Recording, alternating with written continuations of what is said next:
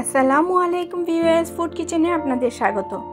আশা করি সবাই ভালো আছেন। আমি আজকে একটা রেসিপি নিয়ে আসলাম, সেটা হলো খুবই সহজ এবং সিম্পল একটা রেসিপি, কিন্তু খেতে খুবই অসাধারণ এবং অনেক মজার। নামটা হলো চিকেন কাচ্চি। আর এটা তৈরি করার জন্য আমি এখানে পোস্ত আর বাদাম একসাথে বেটে নিয়েছি, আর এখানে নিয়েছি জয়ফল জর্তিক বাটা, লং, এলাচি, দারচিনি, আর এখানে বড় এলাচি নিয়ে 3টা এলাচি নিয়েছি। আপনারা চাইলে এটা স্কিপ করতে পারেন, কিন্তু এটা বিরিয়ানির মধ্যে খুবই সুন্দর ফ্লেভার আনবে। আর নিয়েছি পেঁয়াজ আর তেজপাতা। আমি এখানে বাসমতি চালটাকে ভালো করে ধুয়ে তারপরে ভিজিয়ে রেখে দিলাম আধা ঘন্টার জন্য। আপনারা যখনই রান্না করবেন বাসমতি চাল বা পোলাওর চাল যেটাই রান্না করেন না কেন, আধা ঘন্টা যদি ধুয়ে ভিজিয়ে রাখেন তাহলে পোলাওটা কিন্তু খুবই সুন্দর ঝরঝরা হবে। আর নিয়েছি এখানে আমি মুরগির বুকের মাংস অর্ধেকটা মুরগি নিয়েছি আর কি। রানটা বাদে যে বুকের মাংসটা আছে সেটাকে আমি 4 টুকরা করে নিয়েছি, কারণ মুরগিটা অনেক বড় ছিল তাই। আর এইরকম করে একটু ছুরি দিয়ে তারপরে একটু কেটে কেটে নিয়েছি। আর এর মধ্যে দিয়ে দিলাম লেবুর রস। আমি এখানে 1 টেবিল চামচ পরিমাণে আদা আর রসুন পেস্ট দিয়ে দিলাম। আর দিয়ে দিচ্ছি সয়া সস, সেটাও 1 টেবিল চামচ পরিমাণে। আর দিয়ে দিচ্ছি সিরকা, সেটাও 1 টেবিল চামচ পরিমাণে। এখন দিয়ে নিব একটু গ্রানের জন্য কেওড়া জল বা গোলাপ জল, সেটা 1 চা চামচ পরিমাণে দিয়ে নিলেই হবে। এখন দিয়ে নিচ্ছি সামান্য পরিমাণে লবণ, যেন মাংসটার মধ্যে লবণটা ঢুকে, সেই কারণে আমি আগে একটু দিয়ে নিলাম। এখন ভালো করে হাত দিয়ে এটাকে মেখে রেখে দিতে হবে 1 ঘন্টার জন্য। ম্যারিনেটটা কিন্তু খুবই জরুরি, তাহলে মাংসটা খুব সফট এবং খেতে খুব মজা হবে, জুসি হবে। আর যদি আপনারা ম্যারিনেট না করেন তাহলে মাংসটা খেতে তেমন একটা টেস্ট লাগবে না। তাই সবসময় চেষ্টা করবেন 1 থেকে 2 ঘন্টা আগে মাংসটা ম্যারিনেট করে নিতে। আমি এখানে রান্না করার জন্য তেল দিয়ে দিয়েছি 6 টেবিল চামচ পরিমাণে, মানে হাফ কাপ। আর পেঁয়াজ দিয়ে নিচ্ছি। পেঁয়াজগুলোকে আমি কুচি করে নিয়েছি। আর পেঁয়াজের মধ্যে সামান্য একটু যদি লবণ দিয়ে নেন তাহলে কিন্তু পেঁয়াজের বেরেস্তাটা খুবই সুন্দর এবং একটার সাথে একটা লেগে থাকবে না, ঝরঝরা একটা পেঁয়াজের বেরেস্তা হবে। আমি সবসময় এভাবে লবণ দিয়েই করি। এখন এই পেঁয়াজটা ভাজা ভাজা হয়ে গেছে মোটামুটি। এখন আমি এর থেকে বেরেস্তাগুলো তুলে নিচ্ছি।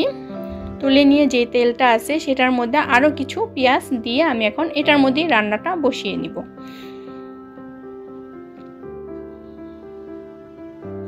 তো আমি আরও কিছু পেঁয়াজ দিয়ে নিলাম আর একটু নেড়ে চেড়ে একটু ব্রাউন কালার, হালকা একটু ব্রাউন কালার করে নিচ্ছি।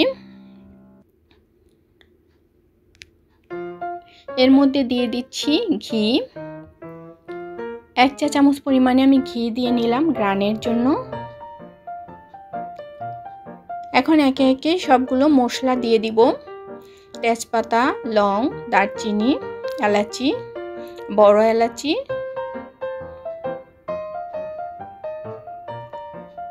আর এখান থেকে যে পোস্তদানা আর জয়ফল জর্তিক যে বাটাটা রেখেছিলাম সেটাও দিয়ে নিলাম। দিয়ে ভালো করে মশলাটা একটু কষিয়ে নিচ্ছি। কষিয়ে নিয়ে এর মধ্যেই আমি মুরগির যে মাংসটা ম্যারিনেট করে রেখেছিলাম সেটা দিয়ে দিব। আর দিয়ে নিচ্ছি আদা আর রসুন বাটা, সেটাও 1 টেবিল চামচ পরিমাণে। তো এটা দিয়ে একটু হালকা নেড়ে চেড়ে তারপর আমি মুরগির মাংসটা দিয়ে নিচ্ছি।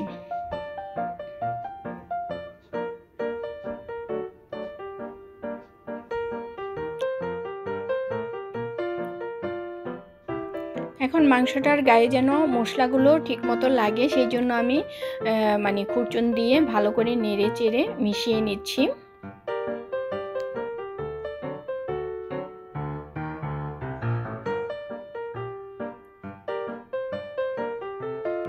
মশলাগুলো মিলিয়ে নেওয়ার পরে ঢাকনা দিয়ে আমি 2 মিনিটের জন্য ঢেকে রেখে দিব। তো 2 মিনিট পর ফিরে আসলাম।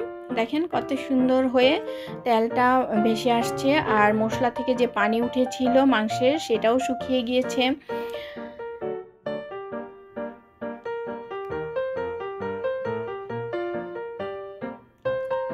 এখন আমি আগে থাকতেই কেটে রাখা আলুগুলো দিয়ে দিচ্ছি।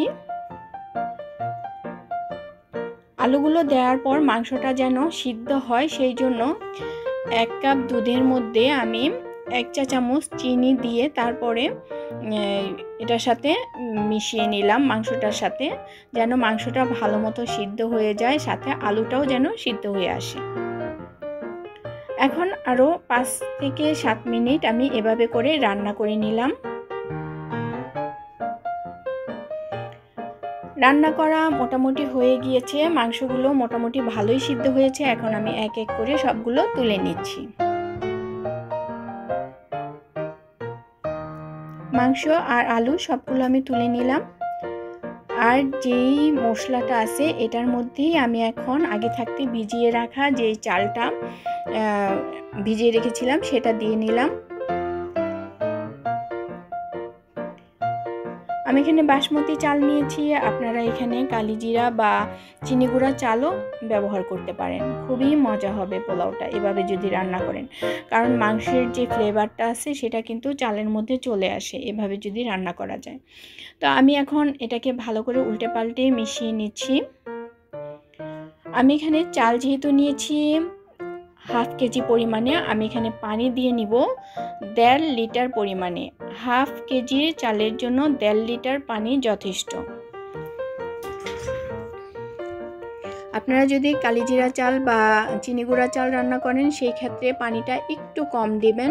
কম দিলে কি হবে, আপনার চালটা যদি নতুন থাকে তাহলে কিন্তু আঠা হয়ে যাওয়ার সম্ভাবনা থাকে, আর পানিটা একটু কম দিলে ঝরঝরা পোলাও হবে। হ্যাঁ, আর যদি প্রয়োজন হয় তারপরে আবার একটু দিয়ে দমে বসিয়ে রাখবেন, একদম পারফেক্ট হয়ে যাবে। তো আমি এখানে 1.5 লিটার পানি দিয়ে এইভাবে করে কিছুক্ষণ রান্না করে নিলাম। রান্না করার পরে এই যে দেখেন কত সুন্দর হয়ে আসছে, এখনও কিন্তু পানি পুরোপুরি শুকায় নাই। আর আমি এখান থেকে যে এক্সট্রা পাতাগুলো আছে আর মশলাগুলো আছে যতটুকু সম্ভব উঠিয়ে নিচ্ছি, কারণ এটার যেই কার্যকারিতা সেটার কাজ করা মোটামুটি শেষ, মানে গ্রানটা বের হয়ে গেছে। এখন আর এই মশলার কোনো প্রয়োজন নেই। অযথা মানে বিরিয়ানির মধ্যে যদি এলাচি কামড় পড়ে আরও কিন্তু বিরক্ত লাগে, তাই আমি মাঝে মধ্যে যেটা চোখের সামনে পড়ে সেগুলো উঠিয়ে নিই। এখন মাংসগুলো আর আলুগুলো দিয়ে নিলাম, আর দেওয়ার পর কিছু কিশমিশ আর কাঁচামরিচ ছিটিয়ে দিচ্ছি। দিয়ে চারদিক থেকে পোলাওগুলো এভাবে করে একটু উঠিয়ে নিচ্ছি। পোলাওর মধ্যে কিন্তু এখনও অনেক পানি বাকি আছে, আর সিদ্ধ কিন্তু এখনও পুরোপুরি হয় নাই। এখানে 90% সিদ্ধ হওয়ার পরে আমি মাংসটা আর আলুগুলো দিয়ে নিলাম, দিয়ে ভালো করে একটু সমান করে নিচ্ছি। আর একটা চামচের মধ্যে আমি কেওড়া জল দিয়ে নিলাম, আর এর মধ্যে দিয়ে নিচ্ছি আপনার এই যে জর্দা যে রঙটা আছে সেই রঙটা। আমি এখানে 2 জায়গায় ঢেলে নিলাম। এই রঙটা কিন্তু খুবই পারফেক্ট হবে যখন এটা সিদ্ধ হয়ে যাবে পুরোপুরি পোলাওটা। তো সেই পর্যন্ত অপেক্ষা করি। আর সামান্য একটু দুধ দিয়ে নিলাম, আমার কাছে মনে হচ্ছে যে পোলাওটা সিদ্ধ হতে আরেকটু পানির প্রয়োজন, তাই আমি পানি না দিয়ে দুধ দিয়ে নিয়েছি। এখন এভাবে ঢেকে রান্না করে নিব ঠিক 15 মিনিটের জন্য। 15 মিনিট পর ফিরে আসছি। কি খুশবু! যদি আমি আপনাদের সবাইকে খাওয়াতে পারতাম তাহলে আমার মনটা খুবই ভালো লাগতো বা মনটা ভরে যেত। আমি তো রেসিপি দিলাম, আশা করি আপনাদের কাছে খুবই ভালো লাগবে এই রেসিপিটা। আর আমার এই রেসিপিটা ভালো লাগলে আমার চ্যানেলটা অবশ্যই সাবস্ক্রাইব করবেন, আর পাশে থাকা বেল আইকনটা প্রেস করে রাখবেন। আমি যখনই কোনো নতুন ভিডিও ছাড়বো আপনাদের কাছে যেন সাথে সাথে সেটা পৌঁছে দেয়।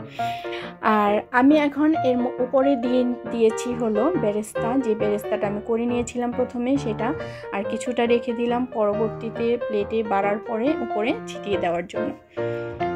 তা এখন আমি এটাকে উল্টে পাল্টে একটু ঢেকে রাখবো আর কিছুক্ষণ। আমি কিন্তু চুলাটা অলরেডি বন্ধ করে দিয়েছি, কারণ এটা হয়ে গিয়েছে।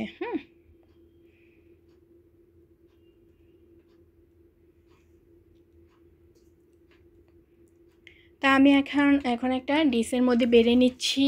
আমার রেসিপি ভালো লাগলে অবশ্যই আমার চ্যানেলটা সাবস্ক্রাইব করবেন। আসসালামু আলাইকুম, আল্লাহ হাফেজ।